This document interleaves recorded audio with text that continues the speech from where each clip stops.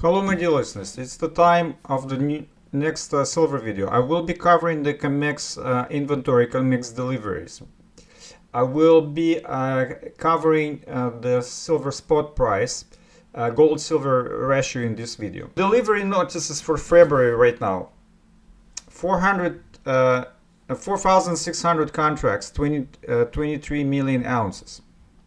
Okay, that's for February. 47,847 contracts that could be resolving in the dramatic catastrophic delivery of 239 million ounces for March, if those contracts are still standing by February 27.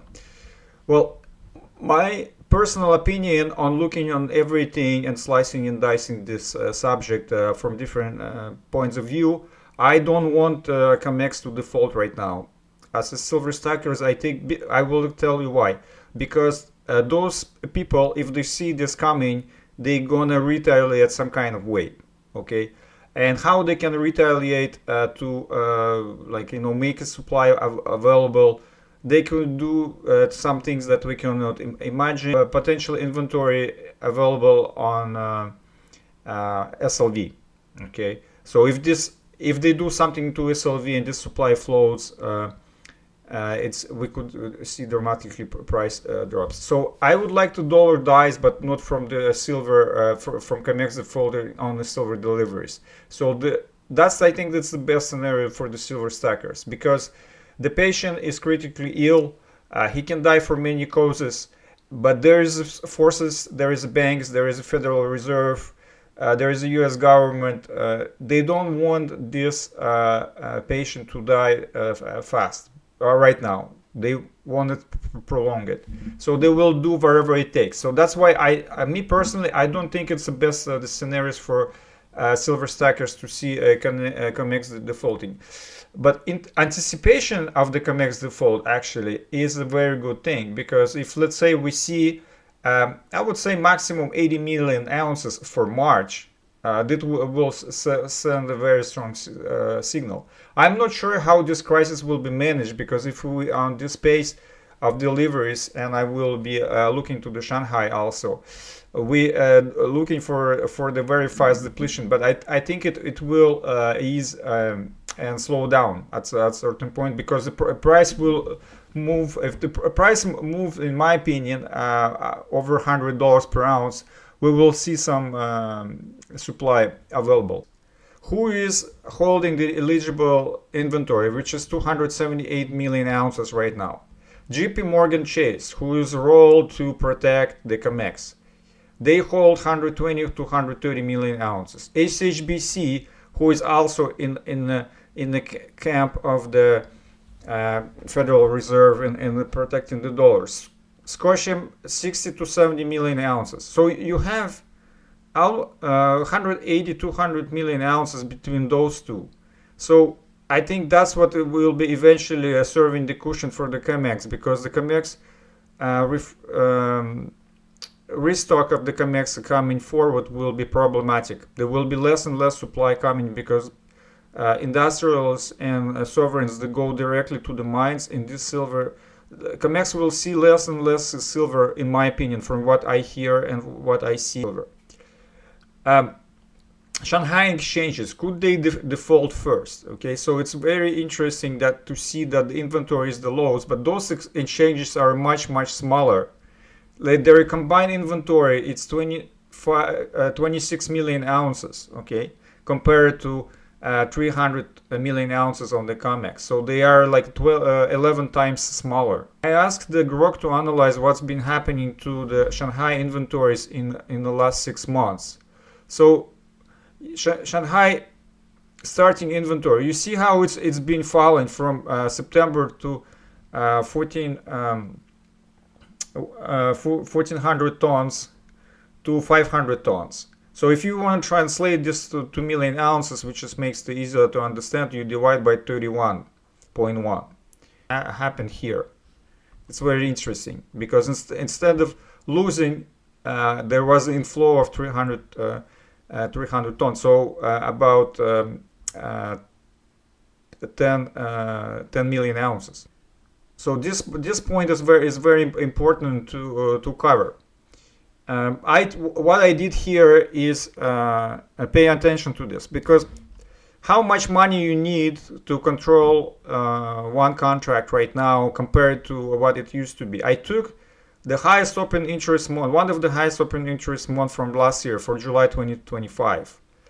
Okay, so it was 163,000 contracts. Okay, but the price was much higher and the margin requirements was much low, so you needed only $18,000 to control. So I asked the Grok to calculate how much margin all participants needed in that month to hold those contracts, and translating to February 2026, how much it will represent. So right now, on the COMEX, you need over $75,000 to hold of cash to hold one contract, compared to 18,000 10 months ago. Okay, so there's more for 4 times increase in the dollar value. So that amount of margin capital needed, that was in a record month of last year, will be only equivalent of about 39,000 contracts, and we have 47,000 contracts right now. So we have, in terms of money, because silver becomes more expensive, we cannot compare silver in February of 2026 to silver in July 2025, when the silver was about $40 per ounce, and we cannot compare the same margin requirements. My conclusion from those numbers: there is less smaller speculators, and it's much harder. Do you need much more money to to have the minimum to get in a big boys play? It's $75,000 right now. There's much less smaller player left on a COMEX in February 2026 than it was in July 2025. So we will see the percentage of deliveries will be higher. I think it will become more physical exchange. And I think it's a possible thing, which my colleague Robert produced, analyzing the inventories, low levels in inventories, and what happened. I encourage you to listen from the beginning of this video, but I will just take this passage for my presentation here, which is very interesting. What is the industrial shortage? I want to see the 2026 numbers. I want to see if retail demand picks up and is sticky. In the United States, it's not. A few weeks ago, I told people I run a national precious metals dealer, and I bought 2,500 ounces of 3/9 pure silver back of spot, under spot. I bought one COMEX bar that was 1,006 ounces that was pure silver, and then we bought some kilos, and we bought 100-ounce bars, all pure 3/9 silver, and I got it for less than spot, and this is less than a month ago. So in the United States, what you're seeing is you're not seeing massive retail demand. So we haven't even seen that investment demand surge in the US. We've seen it other places. You've seen it in India. You've seen it in China. And certainly that industrial demand story is compelling that we don't have enough. The one last thing I wanted to say is there are substitutes. So if, for example, silver gets really short, you know, the 24 million ounces that I showed you on the chart from the Silver Institute of that go yearly into silver jewelry, they may repurpose that. They may repurpose a lot of the scrap. They may increase scrap. They may stop using silver in things. So there are some cases in which you can substitute for silver from demand. So you could gin up another 50, 60, 70 million ounces in a year if you had to. People would just stop using expensive silver in things like jewelry, photovoltaic. I mean, not many people use silver in photography anymore, so that could come off if the price got high enough. So you could see substitution where you see some of those loosey-goosey silver ounces that are used in the third and fourth and fifth most popular uses, that people just stop using them and bring more silver on. So I do think that there is some available silver in current production that could be reallocated to more stringent or more important silver industrial demands or even investment demand. And we're going to have to see what the governments do with silver going forward, because if they determine it's a critical mineral, they could reallocate silver to certain uses like military or industrial uses that we need to have, either to support a war effort or to support economies. So I think personally, before we completely run out of silver, I think you'll see the government come out with either incentives or laws, and not only the US government, but across the world, to rejigger silver, to move silver from lower important uses to higher important uses. So those shortages. There's some things that we haven't thought before that could be happening, and some things we haven't seen before could be happening. You know, maybe the solar panels will use actually less silver. You know, maybe we'll see less silver jewelry produced. we will see more recovery, because the recovery became economically viable. And if you watch the whole video of Robert, you will see more statistics about that. And actually, the government, I think it's very easy to reallocate the silver demand, investment silver demand, to gold. And that's why I keep watching this chart, which is very important for all silver stackers, the gold-silver ratio. And what we see here, it's a 3-day chart. Okay, we broke violently, we reverses from in the hundreds, and we went to below 50. We went to 46 without any corrections like this. It was one slope, and then it's very sharp slope. So now we kind of established the range, but I think to divert the demand, we will be moving slowly to the bottom of this range, whereas will be more interesting to buy silver. But layout, I drew a speculative line here of 32, which is for me personally will be interesting to convert a lot of silver to gold.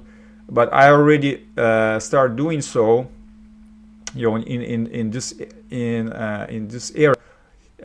Do I believe that, let's say, 10-to-1 is ratio is sustainable in the current condition? Probably not. I don't believe so. But what is the sustainable gold to silver ratio where we can stabilize and be there for a long time? I don't know. It's a part of my guess is as good as yours. I just can say like extreme 10-to-1.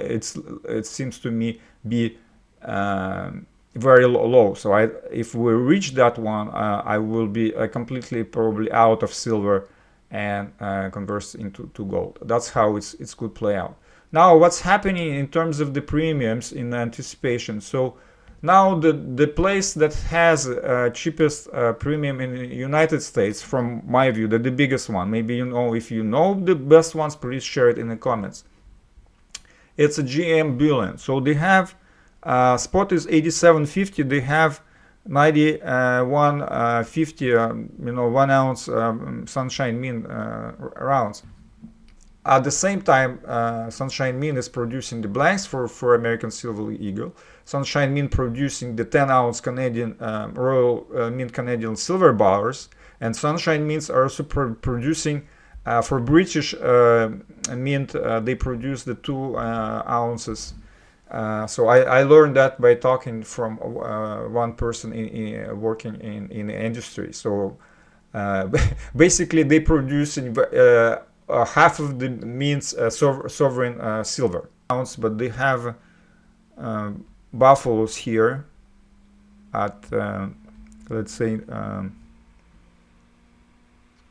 $5 over spot. And Canada, the lowest premium I can find, it's at Silver Gold Bull. They have those secondary rounds. Spot is 120, and they have $6. So it's about 5% premium for 1 ounce product. So that's basically going to be everything for this presentation. Please comment and like the video to support my work. Thank you very much for watching.